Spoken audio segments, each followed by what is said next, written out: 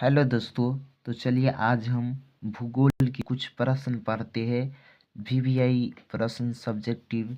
तो देखिए लिखा हुआ है संसाधन किसे कहते हैं। यानी यहाँ पर क्वेश्चन दिया गया है संसाधन किसे कहते हैं, यानी संसाधन से आप क्या समझते हैं। तो हम यहाँ पर बतलाएंगे उपयोग में आने वाले सभी वस्तुएं संसाधन है। जितने भी वस्तु का हम उपयोग करेंगे या तो कह सकते हैं ज़रूरत को पूर्ति करने वाले सभी वस्तुएं संसाधन होंगे। जैसे में देखिए लिखा हुआ है भूमि, पानी, भोजन, कलम, कॉपी, घर, यानी जितना भी वस्तु का हम उपयोग में करते हैं सब क्या कहलाएगा, संसाधन कहलाएगा। ठीक है। या दूसरा परिभाषा बोल सकते हैं नहीं, परिभाषा नहीं, ऐसे बोल सकते हैं मानव भी एक संसाधन है। यानी मानव की भी जरूरत होता है कोई भी काम करने के लिए, तो इसलिए कहेंगे मानव भी एक संसाधन है। कहता है संसाधन होते नहीं बनते हैं, यह कथन जिम्मरमैन का है।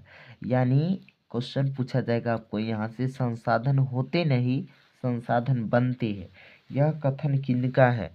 तो आपको बतलाना है जिम्मरमैन का। किनका है? जिम्मरमैन का। आगे देखिए लिखा हुआ है संसाधन दो प्रकार के होते हैं।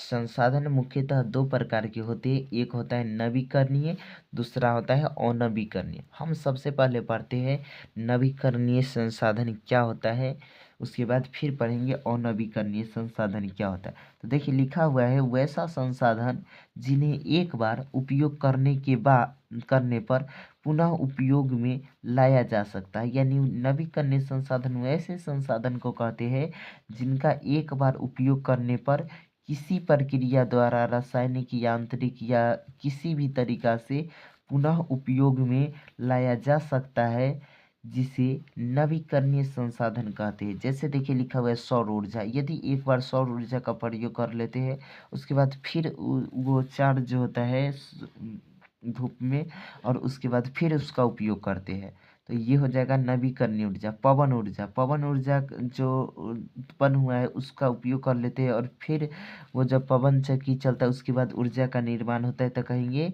कि ये भी क्या हो जाएगा, नवीकरणीय ऊर्जा। जल विद्युत, यानी जल से जो हम विद्युत बनाते हैं उसका उपयोग कर लेंगे और फिर बनाते रहेंगे, तो ये क्या हो जाएगा, जल विद्युत। वन कहते हैं, वन एक बार उपयोग करने के बाद फिर दूसरा लगाते तो उससे मतलब उसका उपयोग में ला सकते हैं ना, तो ये भी क्या कहलाएगा, नवीकरणीय संसाधन। ठीक है। आगे देखिए लिखा हुआ है अनवीकरणीय संसाधन क्या होता है। तो हम यहाँ पर बतलाएंगे वैसा संसाधन जिन्हें एक बार प्रयोग करने पर, यानी एक बार उपयोग करने पर वो क्या हो जाते हैं, समाप्त हो जाते हैं, पुनः पुनः प्राप्त नहीं किया जा सकता।